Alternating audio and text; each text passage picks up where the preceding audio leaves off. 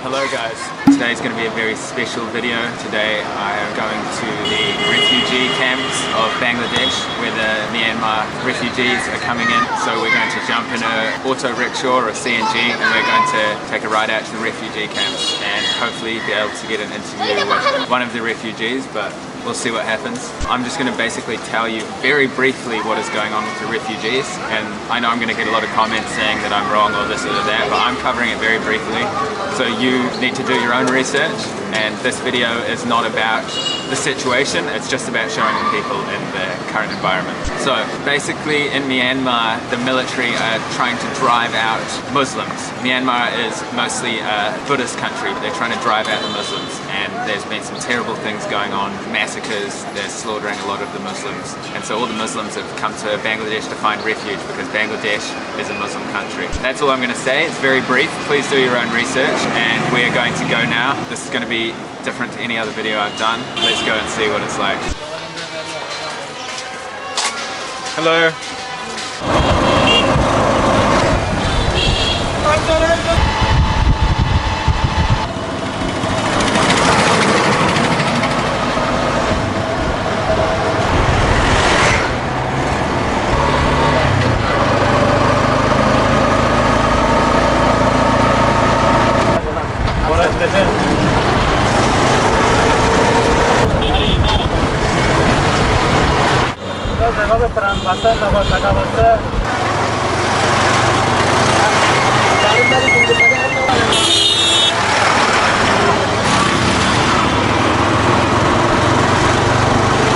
So we're just arriving in the refugee camp now.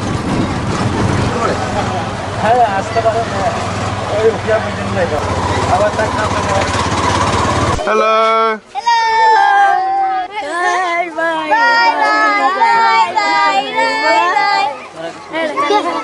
Alright guys, so we've just arrived at the refugee camp. There's a lot of kids here. You can see we drove past the longest beach in the world on the way, and then you can see all the rice paddies and everything. It was pretty incredible. And now the kids are just gathering around me, just very interested in me. But they seem like very happy, and they speak a little bit of English, so it's very nice. Very good first impressions. There's a UNICEF tent over here, which is pretty cool.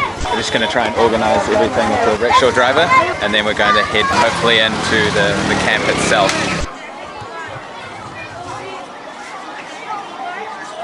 Guys, this camp is huge. I'm going to show you a few shots, just the first glimpse. It's as far as the eye can see the camp.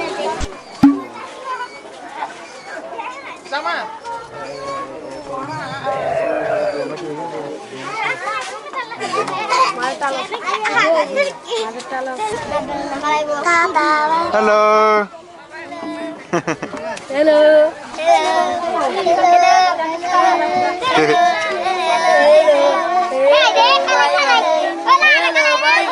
Bye bye. Bye bye.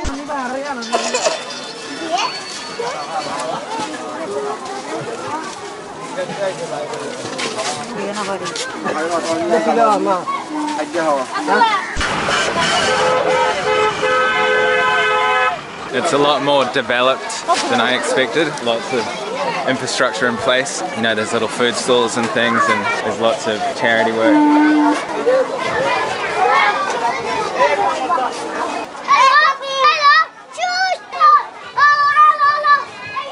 Hello.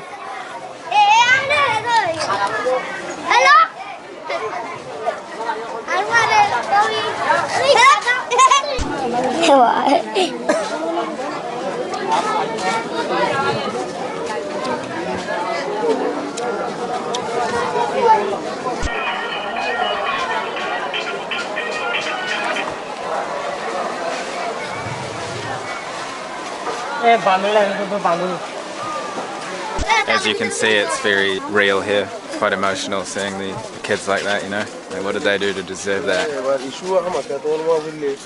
To just be like ripped out of their home because of a religion. The thing is though, is like they're very happy, but you just wonder how their lives will play out, you know, being put in this situation. Look at this view that I'm looking at.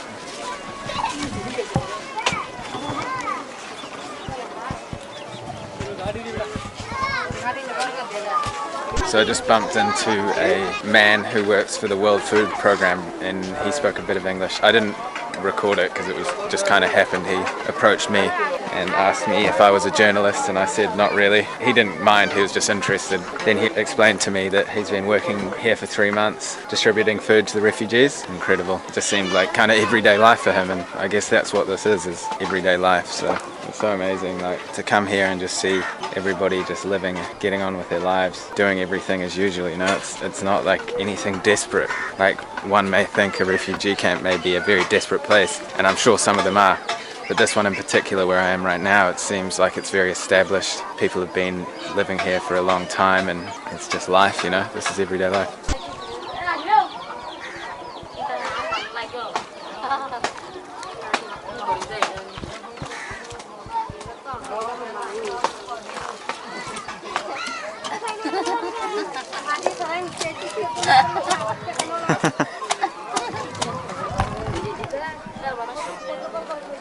You see a refugee laughing like that?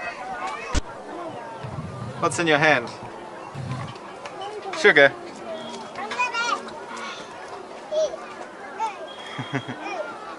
Bye bye. Bye bye. I think what's in that kid's hand is glucose, obviously from the World Food Programme. Excuse me, sir. Is this glucose? Porcelain. Porcelain. Porcelain. Okay. Saline.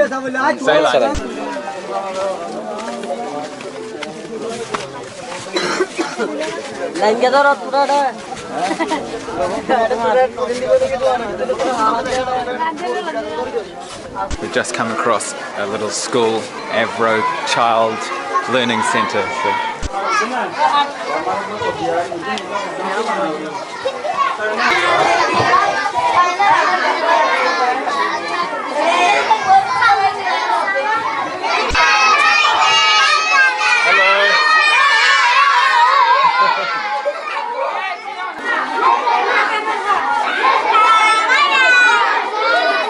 Bye bye. They're so happy and welcoming. And I will burn it all down again.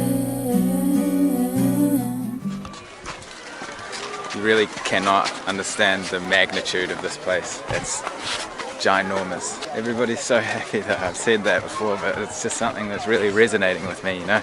I wasn't expecting this place to be as developed as it is. You know, it's just like it's like a city. It's basically a city. Everybody's living a normal life, and just take a look at this.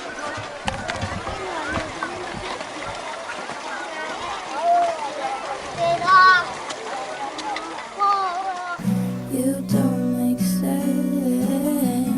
Said I will burn it all down again. You don't like me around your friends.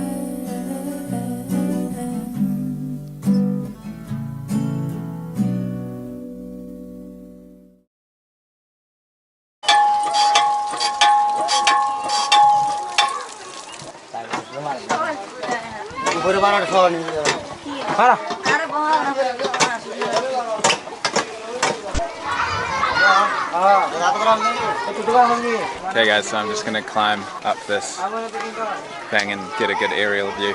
So I've climbed up here and it's really sketchy. I'm trying to hold my bag. There's a guy up here. And then good view there.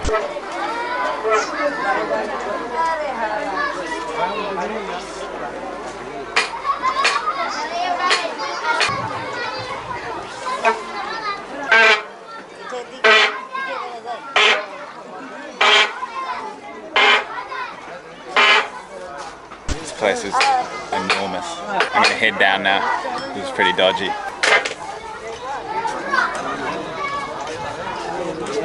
We're looking for someone from Myanmar, a refugee, to interview. That guy was from Bangladesh and he was a teacher.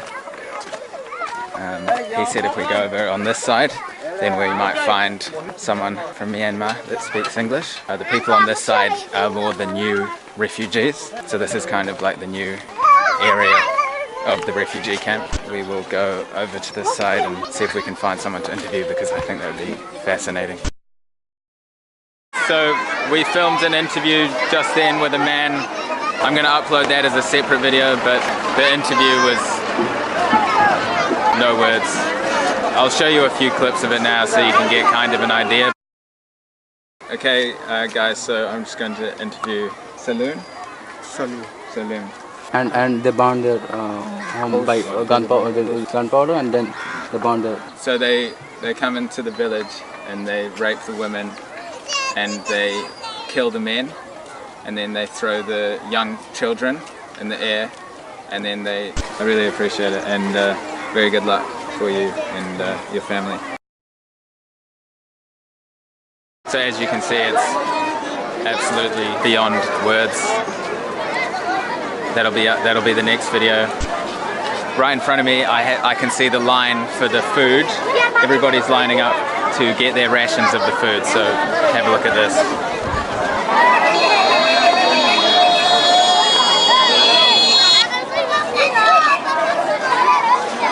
So the line starts way down there, all the way up there to get your food. So it's hard, but the man I interviewed was called Salim. He mentioned that they're very happy and grateful towards the help that has been distributed here, and they're doing a really good job considering in this refugee camp are 500,000 residents, and considering that they're doing a very good job of distributing food evenly and fairly to everyone. Obviously there are small problems, but 500,000 people, I think a lot of them arrived in a 3-week period. Anyway, we'll move on now.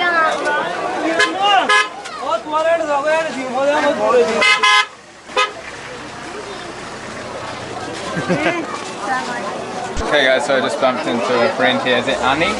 Annie? Yeah, my name is Annie. I'm a student. You're a student? Honors first year, Political Science Department of Government University College. Nice. And this is my part-time job. I'm a volunteer, as a volunteer. And you're helping prevent AIDS? HIV? HIV, AIDS, sanitation, education, and nutrition. Nutrition. The laws, they are silent, and we will start to find their side. Right. Keep up the good work, man. Thank you. Nice to meet you. Nice to meet you. Okay guys, so now we're going to jump back in this tuk-tuk here. Good, how are you? Good, how are you? We're gonna jump back in the tuk-tuk and head back to Cox's Bazar. I gotta be careful. How are you? How are you? Good, how are you? How are you? How are you? How are you? Good, how are you? How are you? How are you? How are you? How are you? How are you? How are you? Bye-bye. Bye-bye. Bye-bye. Bye-bye. Bye. I didn't meet with you. Bye. I didn't meet you. Bye-bye. Where did?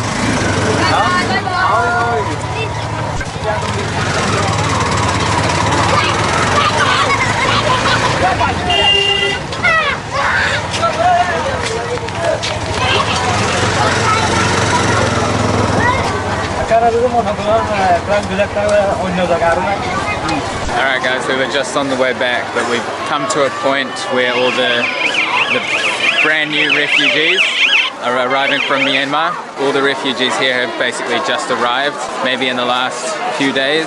I'm not 100% sure how long they've been here, but these are the ones that haven't been registered yet for food or anything like that. They're just waiting to be registered so they can go into the camp and like set up homes, you know, get on with their new life, I guess. But they're all waiting here. I'm not going to put the camera in their face or anything. I'll give you a quick glance because they've obviously just come through hell to be here. So, yeah, I'm just going to give you a quick glance and then we will move on.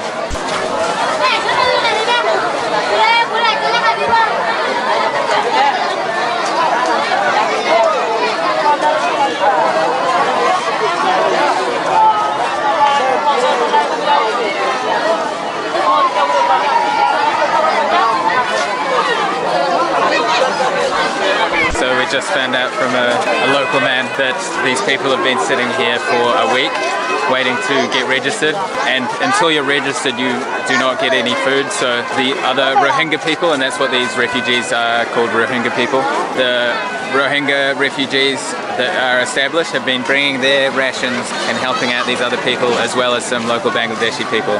It's beautiful to see people come together like this. Very desperate situation obviously, but by the looks of things it'll soon be sorted out. Obviously refugees coming every day, but the system is very well organized from what I've seen. So yeah, as you can see, they don't look the same as the people who have been settled into the camp, which I think is kind of a good thing because it's a look into the life to come for them. They have a safe haven thanks to the Bangladeshi government. Bangladeshi government are doing amazing things here, as well as obviously UNICEF and World Food Programs and other non-profit organizations. So it's beautiful to see, and hopefully these people will move on to a more positive life than everything they've been here. Here's the World Food Program.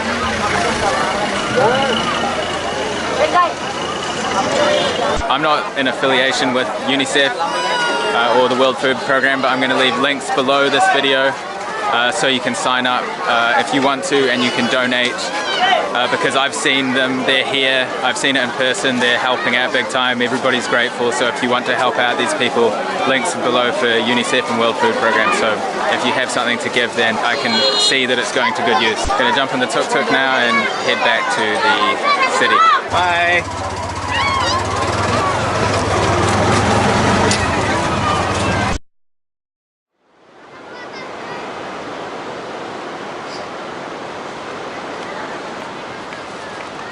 Okay guys, so we've just arrived at the beach. Absolutely amazing sunset behind me, and I just want to end the video here.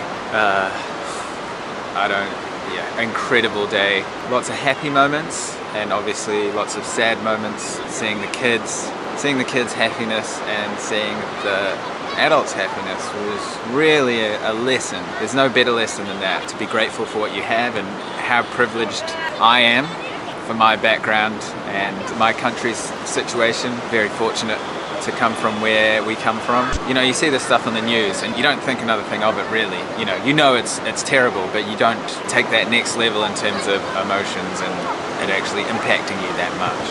Well, that's how I see it personally. Maybe you're different. When you actually see that in real life, it really knocks you back big time, as I'm sure you can imagine, and maybe you've experienced something the same. I'm going to put up the video, the interview. I'm going to put up that interview in the next video. As soon as I upload it, it'll be linked below this video. That interview was really something. I've never been that close to something so real. I'm going to leave links, like I mentioned before, I'm going to leave links to UNICEF and World Food Program if you want to donate or anything like that. They'll be linked below. You know, these companies get a lot of criticism for corruption and things, which I'm sure there's an element of that, but from what we saw, the people living in the camps were very happy and they were really seemed to be making a positive impact. Thank you so much for watching. See you later. You don't make sense, and I will burn it all down again. You don't like me around your friend. Bye bye. Bye bye. Bye bye. Bye.